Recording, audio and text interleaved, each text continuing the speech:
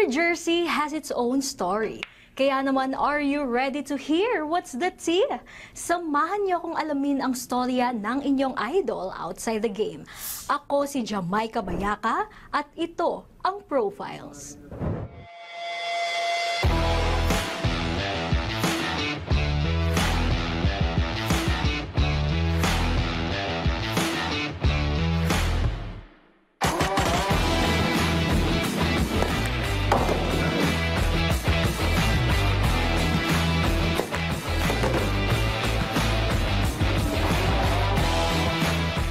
What's up, teammates? Naku, samahan niyo akong makipag-Q&A sa team captain ng Makati Titans, si Albert the Black Carabao Espinola. Hello, Albert! Kamusta ka naman ngayon? Okay naman po. Medyo masama ang panahon.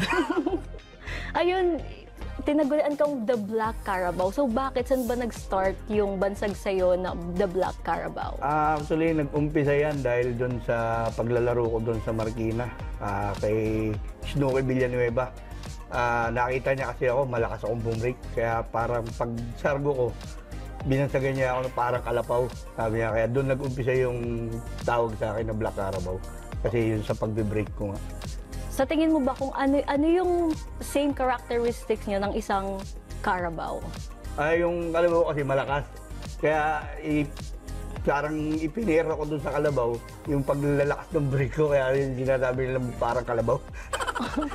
Okay, you are #1 pick ng Makati Titans. So do you feel pressure na ikaw yung #1 pick? May saya na may halong pressure kasi sa akin mailalaan lahat ng laro ng mga team ko kasi yung mga team ko mga bago.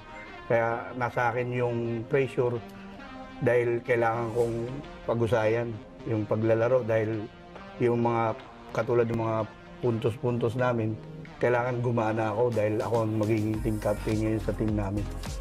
Anong pakiramdam na naglalaro ka dito sa first ever Pro Pool League dito ng bansa, SBA? Grabe, napakahirap ng pakiramdam, talagang pressure, sobra.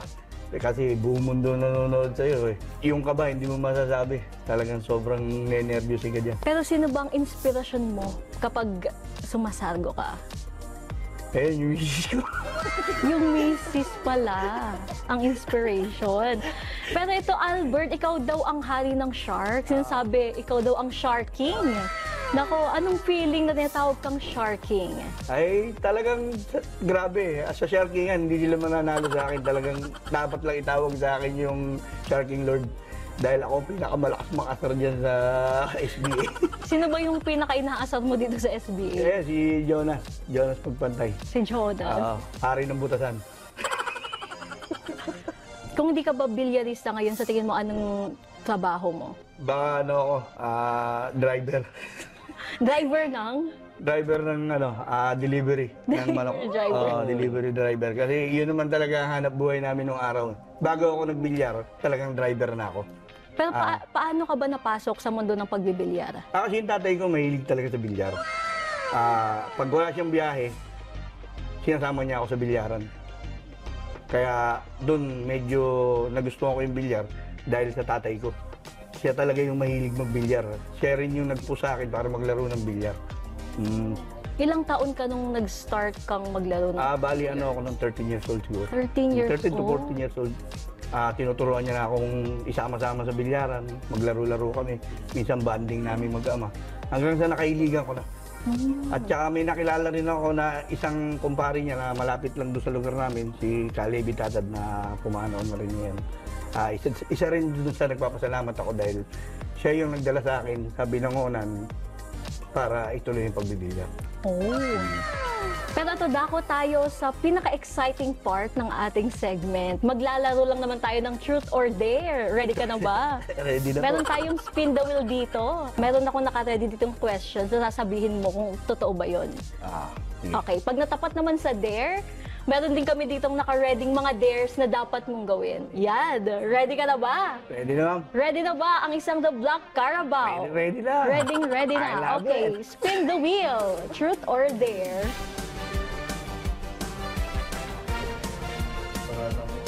Okay, truth. Ayan, first question.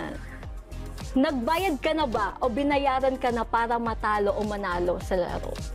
Ay, hindi pa po, ma'am. Dito sa SBA, hindi pa. Kahit sa ang laban ng billiards, ever? Sa lahat naman ng player, ma'am, meron talagang ganyan eh. Depende na lang sa'yo kung papayag ka o hindi eh. Hindi ako pumapayag sa ganyan laban. Kung ano talaga yung resulta, yun talaga. Kung ano yung resulta, Yun. ilaban mo na lang. Ilaban. Okay, next. Truth or dare? Ay, truth. Oo. Ligtas pa tayo sa dare. Sige. Truth, okay.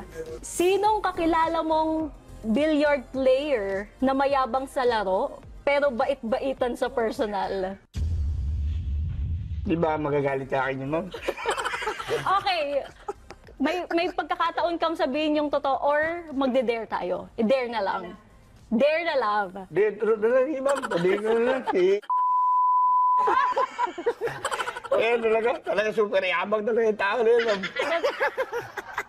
Pero friends kayo. Friends kami, Friends kayo. close kami. Close friends Sa ano kayo. lang naman kayo nagkakadiskusyonan sa laro lang. Pero pagdating namin sa labas, magkakaibigan na kami. Oo, magkakaibigan Oo. naman pala. Okay, next.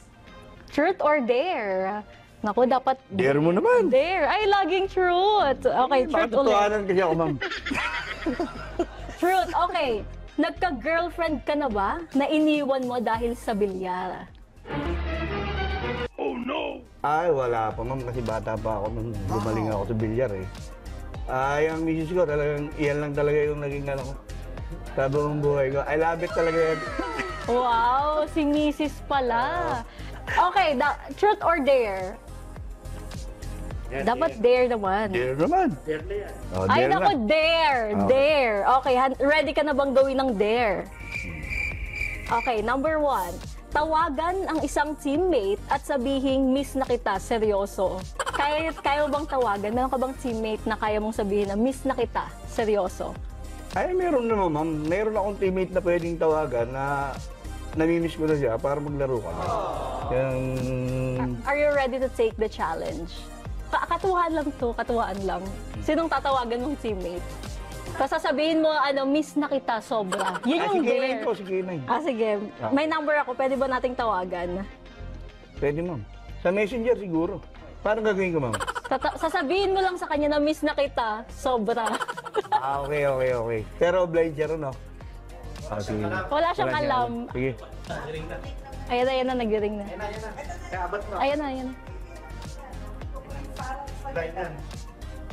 Tay, bakit ako? Hello? Namimiss na kita eh. Pwede ba tayo magkita? Ano ba pwede magkita? Sino ka to? Ay, si Black Carabao, team captain mo. Ano ba nangyayari sa iyo? Ay, ano ga? Ano ka nakain mo? Tumis mo. Ay, namimiss nga kita. Ano ba nangyayari sa iyo? Bigla kang na-miss. Sabi, mag-banding muna tayo. Wala sa Batangas ako. Ay, malayo ka pala eh. Sa susunod na lang, pare. O, sige, pare. Thank you. Ano ba nakakain mo? Ang galing. Dito natin makikita. Na go si Albert. Grabe. Okay, another dare tayo. Are you ready for Ang your dami second naman, dare? Last dare na tayo. last dare. Okay. Kantahin ang chorus ng kantang Pusong Bato. Paano ba ang umpisa nun? Chorus lang. Yun. Go. Kakantayin ko. Kakantahin mo. Umpisa ko na, ma'am. Di mo alam dahil sa'yo, ako'y di makakain. Di rin makatulog buhat ng iyong lokohin. Okay, ma'am. Grabe, palakpakan dati. Kasi love it. Pinola. Sobrang nag-enjoy ako dun sa segment na to. Grabe. Okay, may kalungkutan ka sa susunod. Thank you so much, thank you po. Albert. Grabe, Thank you, ma'am. last Thank you. na. Promote your social media. Saan ka ba ma-follow ng mga billiard fans? Go ahead. Follow nyo yung laro namin dito sa SBA. Manood kayo. Antabayanan nyo yung laro namin sa September 15. At saka yung FB page ko, The Black Carabao, Albert Espinola. The Black Carabao. Tsaka sa TikTok, Black Carabao. Ayan, thank you. Yan, Maraming follow nyo, salamat. The Black Carabao. Thank you so much. Thank you po. At dito na nga nagtatapos ang ating segment for today. Magkita-kita tayo sa next episode ng Profiles. Ako si Jamaica Bayaka.